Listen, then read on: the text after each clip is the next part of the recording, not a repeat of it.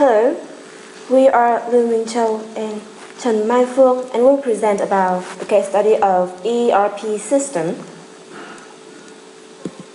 The first is, what is ERP system? ERP system and concluding 5 components is, first one is supply chain management, the customer relationship management, human resources management, the finance resources management, and the last is manufacturing resources planning. And we'll now go to the summary of the case. Our case is about Scott's Miracle Grow cultivates multiply proficiency. As the world's principal supplier of lawn and garden care products, the Scott's Miracle Grow company, headquartered in Marysville, Ohio, needed to optimize its entire supply chain from shelf to supplier in order to meet the needs of its seasonal, weather-dependent business. When lawn care company Scott's and top gardening brand Miracle Grow merged in 1995, a number of challenges arose. The result was that the Scott's Miracle Grow company suffered declining productivity and deteriorating customer service.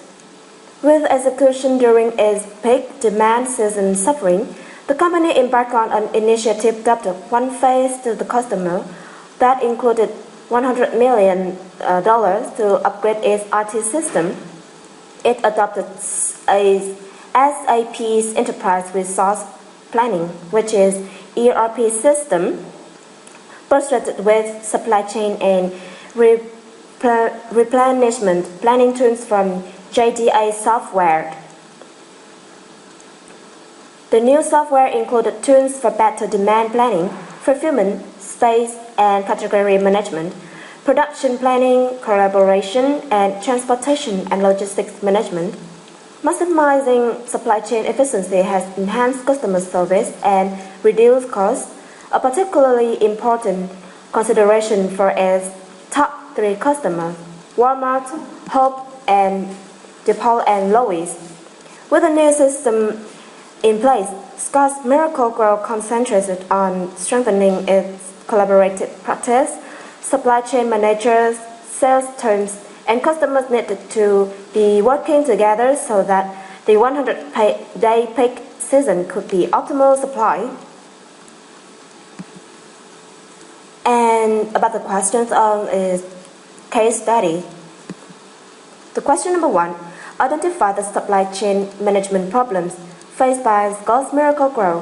What was the business impact of not being able to manage the company's supply chain well? And the answer is, the problems of Scott's Miracle Grow was that the customer list overlapped, causing duplication of sales force effort. The multiple supply chain designs conflicted, and incompatible invoicing systems clashed. And it listed the impact that declining productivity and deteriorating customer service. The question number 2, what management, organization, and technology factors contributed to Scott's Miracle Grow supply chain problems? The Scott's Miracle Grow supply chain problems was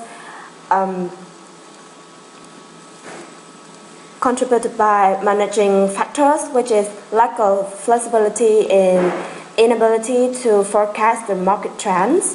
The second is organization factors, which affects product distribution. And the third is technology factors, which is no coordination between multiple IT systems. The question 3, how did implementing JDA software solutions change the way Scott's Miracle Grow ran its business? Well, implementing JDA's software solutions changed the way Scott's Miracle Grow ran its business. And as was illustrated, the first is replenishment planning tools and leverage point to the sale data.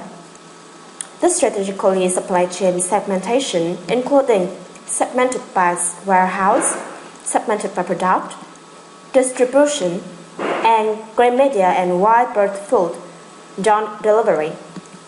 The third one is JDA demand. It integrated with Planalytics, regional and seasonal weather database. And the fourth, strengthening collaborative practices. And the final is JDA marketplace replenishment. Place orders directly within customer systems.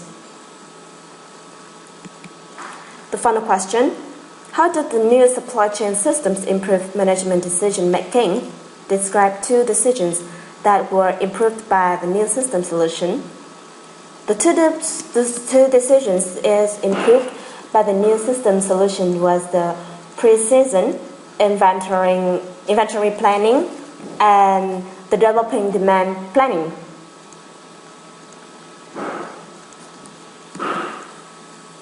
Here are some suggestions for Vietnamese company. Vietnamese companies are increasingly looking for ways to make their operations more efficient and effective. Until recently, ERP was out of reach for many Vietnamese companies as the investment was just too large for small and medium-sized enterprise, SMEs also called, to justify. Many local companies did not consider ERP as a viable option. Today, however, SMEs are looking at ERP in different light as more affordable options become available. Vietnam's ERP market is still relatively small, but it is a growing market that has changed dramatically the last 5 years. And ERP misconceptions. There is a misunderstanding of ERP in Vietnam companies. ERP is not a magic bullet to replace all best-of-breed software in the organization. Another challenge can be getting senior management on board. For ERP to get senior management buy-in, time needs to be invested in developing a clear understanding of ERP and its potential benefits for SMEs. The ERP readiness. Many Vietnamese organizations are increasingly looking at ERP implementation to drive organizational change. However, in Vietnam, ERP readiness is a critical point to consider for any project team prior to implementation.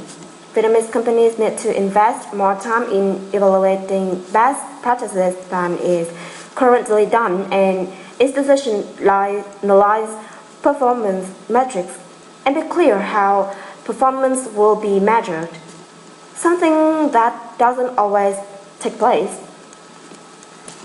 Well, the third is limited collaboration. Collaborating and sharing information among supply chain partners is not yet a common business practice in Vietnam. Poor interdepartmental collaboration and conflict can severely affect the success of ERP implementation. Poor collaborating in the supply chain is leading to poor visibility along the supply chain.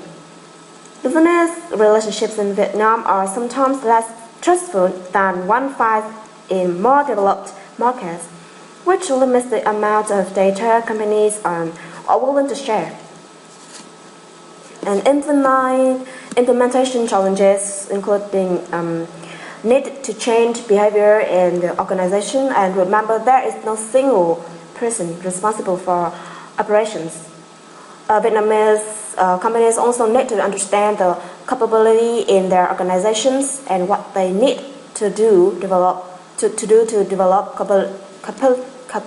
capability. The value and return of investment is high, of course, and Vietnamese companies need to have a clear understanding of the investment cost and return on investment, and they also need to conduct a detailed risk assessment and not base their assessments only on industry research. And all of that is our presentations about the ERP system. Thank you for listening.